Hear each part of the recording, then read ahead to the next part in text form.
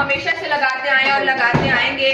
میرا جسم میری مرضی، میرا جسم میری مرضی، میرا جسم میری مرضی، میری نہیں تو کس کی مرضی، میری نہیں تو کس کی مرضی، میری نہیں تو کس کی مرضی. ہمارے مارچ کرنے کا مقصد یہ بھی ہے کیونکہ ہر سال ہم خواتین اور جو مائنورٹیز ہیں اس کنٹری اس ملک میں ان وہ ہمیشہ سے ایک ڈسکریمنیشن کا شکار رہے ہیں اور بجائے اس کے کہ اس میں کوئی بہتری آئے وہ اس میں اضافہ ہوتا جا رہا ہے. ہم لوگ اس سال استفادہ مارچ ہم اپنے مارچ کی تیاری کر رہے ہیں اور درمیان میں یہ جو ہمارے خطے میں ایک جنگ کا جو ماحول بنا دیا گیا ہے ہم استفادہ مارچ اس صورتحال کو مد نظر رکھتے ہوئے اسرائیل اور امریکہ کی جارحیت کے خلاف اور ایران کے ساتھ سولیڈیرٹی میں چلیں گے. ہم ان کو اپنا مارچ ڈیڈیکیٹ کرتے ہیں جو اس وقت جس جنگ اور جبر سے ایران گزر رہا ہے. میں دعوت دوں گی اپنی ساتھی حلیمہ کو جو کہ جنگی جبر کے بارے میں عورت مارچ اسلام آباد کا جو فیمنسٹ ڈانس ہے وہ اس کے اوپر جو ہے وہ بات کرے. شکریہ. عورت مارچ اسلام آباد جو امریکی اور اسرائیلی جارحیت کا مظاہرہ کیا گیا ایران میں جو بچوں کے اسکول پر حملہ کیا گیا اس کی پرزور مذمت کرتی ہے اور ساتھ ہی ساتھ اس بات پر زور دیتی ہے اور سب کو یاد دہانی بھی کروانا چاہتی ہے کہ ایسا پہلی مرتبہ نہیں ہوا کہ امریکہ نے اور اب امریکہ اور اسرائیل دونوں نے مل کے کسی ملک پر اٹیک کیا ہو جمہوریت کے نام پر عورتوں کی آزادی کے نام پر. اس طرح کے حملے امریکہ نے پہلے بھی کیے ہیں جس میں عراق شامل ہے، شام شامل ہے، مصر شامل ہے اور ہمارا ہمسایہ ملک افغانستان شامل ہے.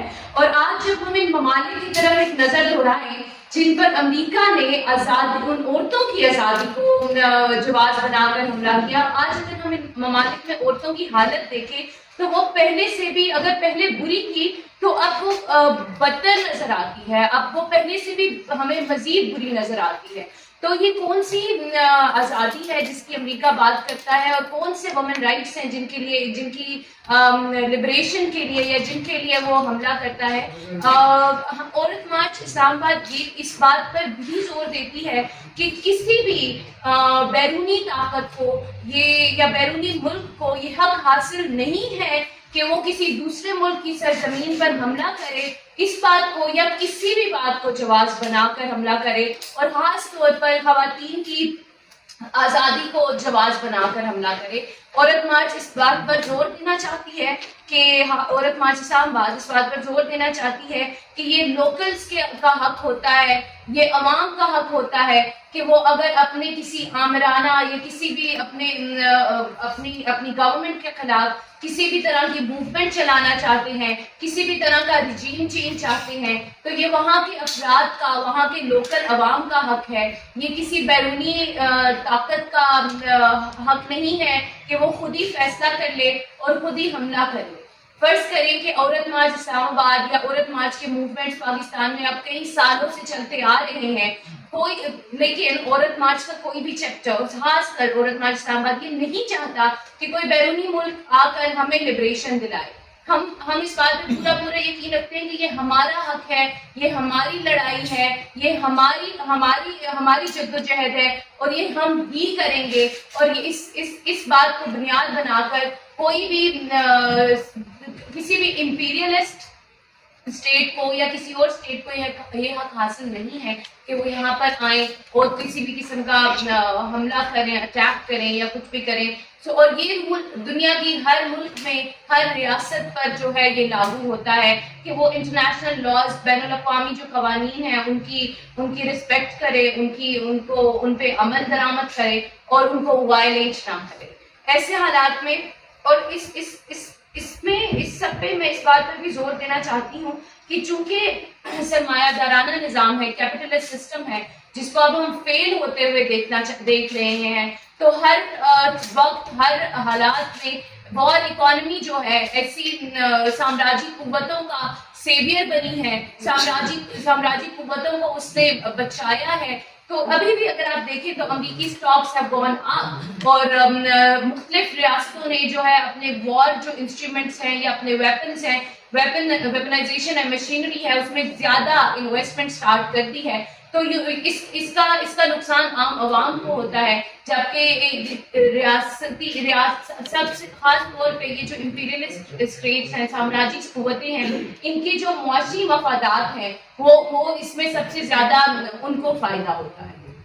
ایسے میں عورت مارچ اسلام آباد ایک بار پھر صاف الفاظ میں امریکی اور اسرائیلی جارحیت کی پرزور مذمت کرتی ہے اور اس کے ساتھ ساتھ ریاست پاکستان سے مطالبہ کرتی ہے گورنمنٹ آف پاکستان سے مطالبہ کرتی ہے کہ اس جارحیت کو انٹرنیشنل پلیٹ فارمز پر بین الاقوامی فورمز پر بنا کسی ڈیبائٹ کے بنا کسی جانبداری کے جو ہے وہ کنڈیم کرے اس جارحیت کی پرزور مذمت کرے اور اس کے ساتھ ساتھ امریکی لابی کا حصہ بننے کی بجائے اپنی ساری توجہ اپنے ہمسایہ ممالک کے ساتھ ایک دوستانہ مراسم دوستانہ تعلقات قائم کرنے پر دے تاکہ آنے والے وقتوں میں اس خطے کے امن کو پاکستان کے امن کو ترجیح دی جا سکے تاکہ لوکل موومنٹس کو امپاور کیا جا سکے تقویت دی جا سکے کہ وہ اپنی لڑائی اپنے اتھارٹیٹیو رجیمز کے خلاف یا کسی بھی اختلاف کی بنیادوں پر خود لڑے اور سامراجی قوتوں کو اس خطے کی ان ریاستوں کی سیاست سے دور رکھا جائے. بہت شکریہ حلیمہ. اس بات پہ زور دینا بہت ضروری ہے کہ جہاں بتایا جاتا ہے کہ یہ حملہ خواتین کی لبریشن کے لیے یا ان کی آزادی کے لیے کیا گیا لیکن سب سے پہلا دھماکہ جو ہے وہ خواتین کے اسکول پر کیا گیا جس میں 150 سے زائد جو ہے خواتین بچیاں اپنی جان سے ہاتھ دھو بیٹھی. ہماری جو اس سال کا تھیم ہے وہ فیمنسٹ دستور کے نام سے ہے. ہم جو گلوبل کانٹیکس یا اپنے ریجن کی بات کرتے ہیں ہم سائلو میں نہیں کام کرتے ہم ہمیشہ اس سے ریلیٹ کر کے کام کرتے ہیں. میری ساتھی جایا جگی جو ہیں وہ ہمارے جو تھیم ہے فیمنسٹ دستور اور اس سے ہماری کیا مراد ہے اور اس میں ہماری کیا ڈیمانڈز ہیں وہ سامنے رکھیں. آپ سب سوچ رہے ہوں گے کہ ہمیں فیمنسٹ دستور کی ضرورت کیوں ہے.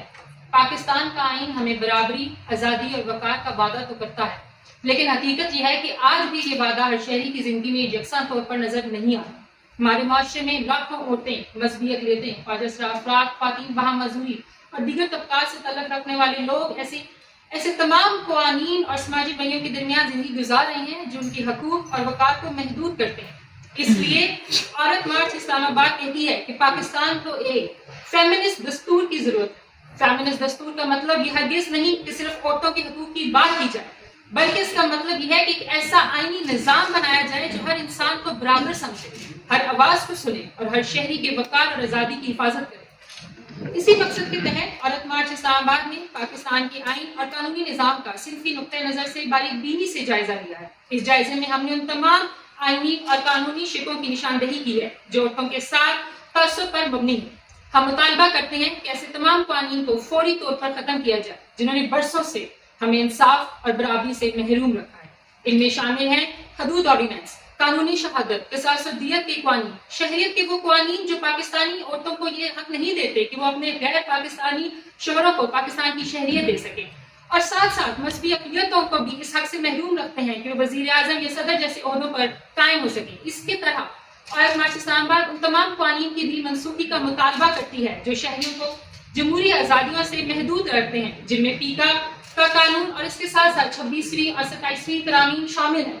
ہم عورت مارچ اسلام آباد ان ترامیم کی بھرپور مذمت کرتے ہیں. یہ ترامیم اقتدار کے توازن کو بگاڑ رہی ہیں ایگزیکٹو کو ضرورت سے زیادہ اقتدار دے رہی ہیں. جمہوریت کی بنیاد اس بات کی شرط ہے کہ ریاست کے تمام ستون ایک دوسرے کے نگران ہوں اور کوئی ایک ادارہ باقی سب پہ حاوی یا غالب نہ ہو.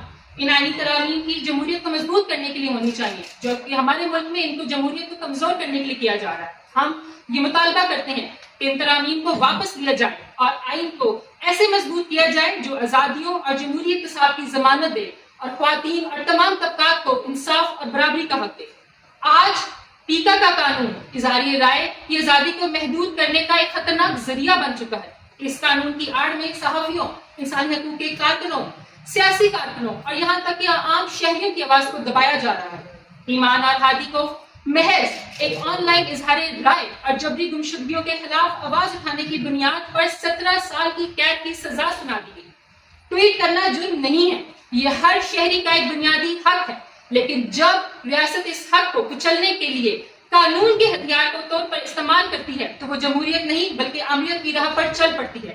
ہم عارت مارچ اسلام آباد ایمان اور ہادی کو فوری رہائی کا مطالبہ کرتے ہیں اور یہ بتانا چاہتے ہیں کہ یہ سزا قانون کی حکمرانی نہیں بلکہ قانون کا استحصال ہے، جسے عورت مارچ اسلام آباد اور پاکستان کا ہر شہری منظور نہیں کرتا۔ بہت شکریہ۔ شکریہ۔ ہمارے دستور اور اس میں موجودہ قوانین تمام ہی پدر شاہی سوچ کی عکاسی کرتے ہیں۔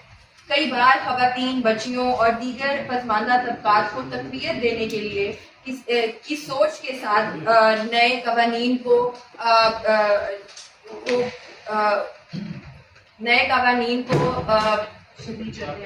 بنایا گیا یا ان کو لانے کی کوشش کی گئی تو ان کو شدید رد عمل کا جو ہے سامنا کرنا پڑا۔ یہ ہماری جو پدر شاہانہ سوچ ہے، چاہے وہ اسٹیٹ لیول پہ ہو، چاہے وہ پالیسی میکرز کے لیول پہ ہو یا وہ عام شہری کے حوالے سے ہو، وہ اس کی عکاسی کرتے ہیں۔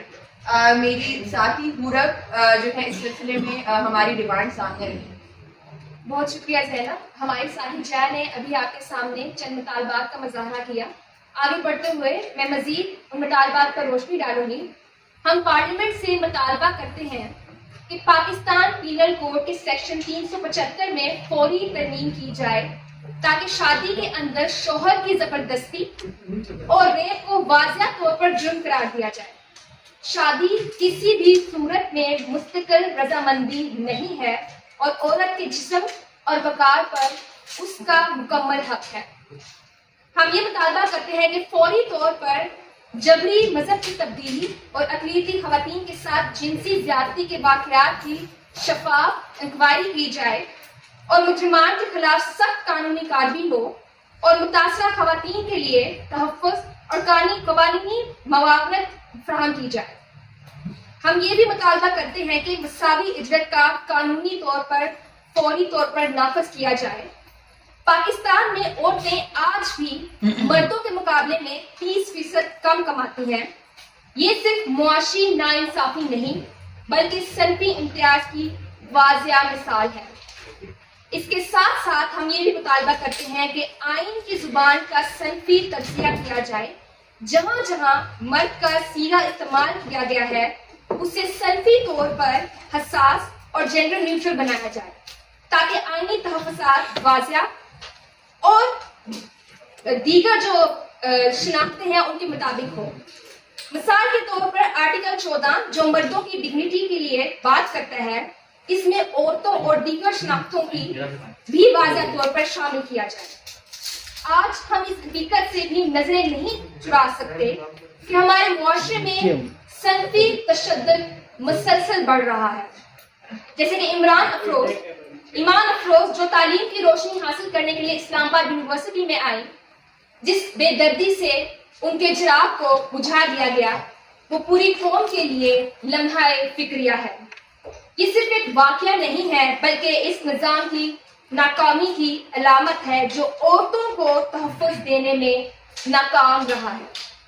اس لیے ہم مطالبہ کرتے ہیں کہ حکومت قومی سطح پر صنفی تشدد کے خلاف ایمرجنسی نافذ کرے اور ایک مؤثر قومی ایکشن پلان ترتیب دے جس پر فوری اور سنجیدہ عمل درآمد کیا جائے۔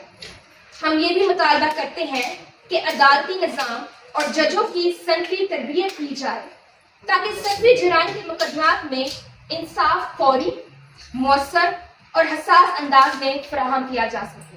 شکریہ۔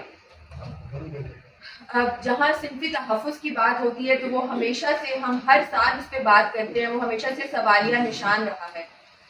میری ساتھی نے ایمان افروز کے واقعے کی بات کی، اس کے ساتھ ساتھ ثنا یوسف جو ہیں جو کہ بہت ہی پیاری زندگی جی رہی تھی، ان کو گولی مار کر انہی کے گھر میں ایک لڑکے نے مار دیا گیا.